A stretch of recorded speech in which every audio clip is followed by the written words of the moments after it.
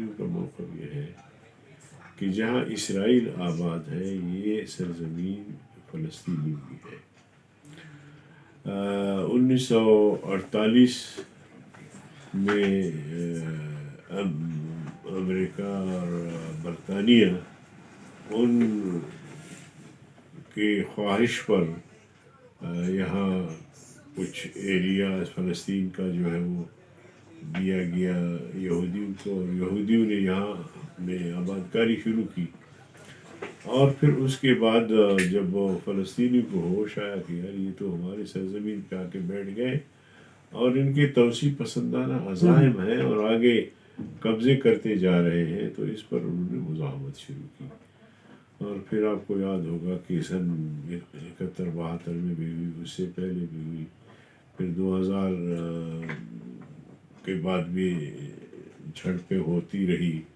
اور صابرہ اور شتیلہ کیمپ تو آج بھی وہ تاریخ کا حصہ ہے کہ جہاں انہوں نے اسرائیلیوں نے فلسطینیوں کی ناکہ بندی کی، یہاں تک کہ لوگ انسانی گوشت کھانے پر مجبور ہوئے۔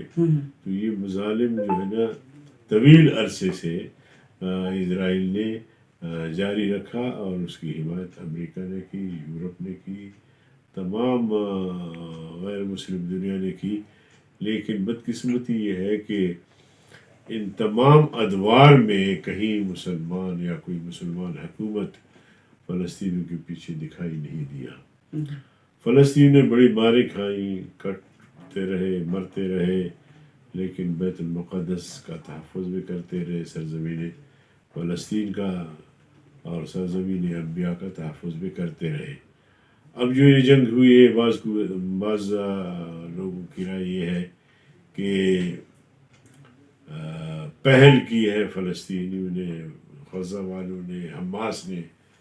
لیکن سوال یہ ہے کہ فلسطینی مسلمان، غزہ کے مسلمان، حماس یہ کب تک برداشت کرے؟ 75 سال تو ہو گئے ان کو کٹتے مرتے، خواتین کو بیوہ ہوتے دیکھا، بچوں کو یتیم ہوتے دیکھا، مظالم دیکھے، تو آخر برداشت کی بھی حد ہوتی ہے۔ تو مجبور ہو کر انہوں نے اپنے دفاع میں جو ہے وہ اسرائیل پر حملہ کیے۔ اب اسرائیل جو جوابی حملہ شروع کیا ہے، وہ تو میزائل اور بمباری کر رہا ہے، اور اس میں یہ نہیں دیکھ رہا کہ کوئی بوڑھا مر رہا ہے، کوئی عورت مر رہی ہے، کوئی بچہ مر رہا ہے، کوئی اسپتال تباہ و برباد ہو رہا ہے، کوئی اسپتال میں جو زخمی ہیں وہ تباہ ہو رہے ہیں، مریض ہیں وہ تباہ ہو رہے ہیں۔ یعنی تمام جو دنیا کی جنگی اصول ہیں، جبکہ اسلامی اصول تو یہ ہے کہ وہ کسی عورت پر حملہ نہیں کر سکتے، وہ کسی بوڑھے پر حملہ نہیں کر سکتے، بچے پر حملہ نہیں کر سکتے، کسی بھی جنگ میں کوئی فوجی۔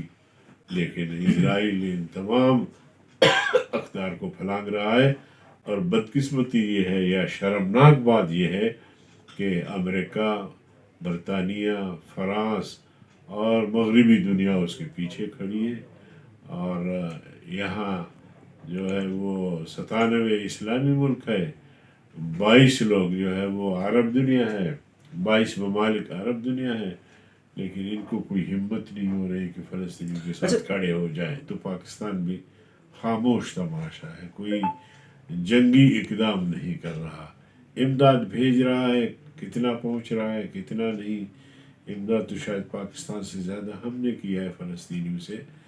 تو ہم تو ایک تحریک ہے، ہمارے پاس کوئی ایسی سہولت نہیں ہے کہ ہم غزہ پہنچے۔ اگر ایسی سہولت ہمیں مہیا ہوتی تو ہم اپنے بھائیوں کے پاس پہنچتے بھی، اور ان کے ساتھ یا جو ہے نا متعصب میڈیا جو ہے نا وہ ہماری کسی نقل حرکت کو برداشت نہیں کرتے۔ مولانا صاحب ایک وفد کے ساتھ قطر گئے، اور ان کی قیادت بھی قطر میں موجود تھی، اور ان کے ساتھ بات چیت بھی ہوئی، تبادلہ خیال بھی ہوا، اور جو کچھ جمعیت سے ہو سکتا تھا وہ ان کے ساتھ تعاون بھی کیا۔ اور آگے ترکی کا ارادہ بھی مولانا صاحب رکھتے تھے، لیکن پیچھے ملکی معاملات کچھ ایسے سامنے آئے کہ وہ دورہ مولانا صاحب اپنا ملتوی کیا، اور ترکی یا مصر، پھر یہاں سے غزہ بھی قریب تھا، ساری چیزیں. تو فی الحال وہ رک گئے ہیں، لیکن ہمارے رفاعی ادارے جو ہے وہاں لگے ہوئے الحمدللہ کام کر رہے ہیں. علماء اسلام کے بڑے مضبوط ادارے ہیں، 3 ادارے ہیں، عاملہ، شورا اور جنرل کونسل. تو ہمارے کسی ادارے میں کسی جماعت سے اتحاد کی بات نہیں ہوئی. ہاں یہ ہوا ہے کہ ہم نے اپنے چاروں صوبوں کو یہ اجازت دی ہے کہ صوبائی سطح پہ کسی بھی جماعت کے ساتھ آپ ایڈجسٹمنٹ کر سکتے ہیں. ماضی میں بھی ایسا ہوا ہے، اب بھی.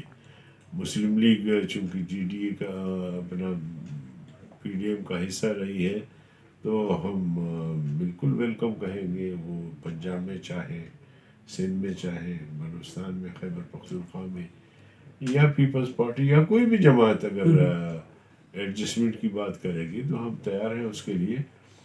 لیکن ملک کی سطح پہ شاید مجھے نہیں لگتا کہ ملک کی سطح پہ کوئی ایسا اتحاد سامنے آ جائے.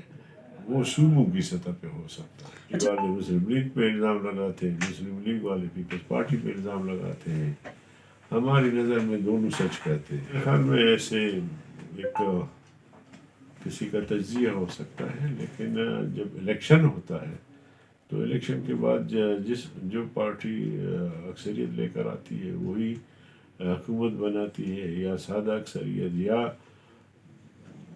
2-4 جماعتوں کو جیسے ماضی میں ملا کے حکومت بنتی ہے.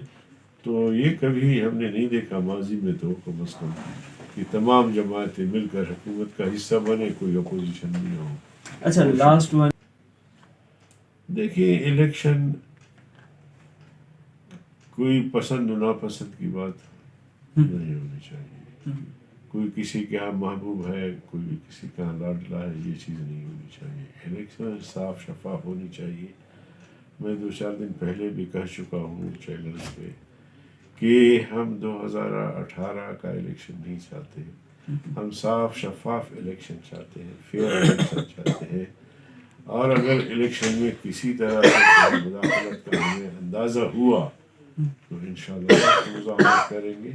اور ہم ابھی سے اپنے کارکن کو کہہ رہے ہیں کہ آپ تیار رہیں اگر ایسی کوئی بدماشی کی گئی الیکشن میں اور نتائج تبدیل کرنے کی کوشش کی گئی، یا پھر 2018 کی طرح کسی شخصیت کو یا کسی جماعت کو زبردستی مسلط کرنے کی کوشش کی گئی، تو ہم لڑیں گے، ہم مقابلہ کریں گے، ہم سڑکوں پہ آئیں گے. ہم ایسے الیکشن کو نہ ملک کے مفاد میں سمجھتے ہیں، نہ قومی مفاد میں سمجھتے ہیں، بلکہ ایسے الیکشن جو ہے وہ آئین کے نمائندے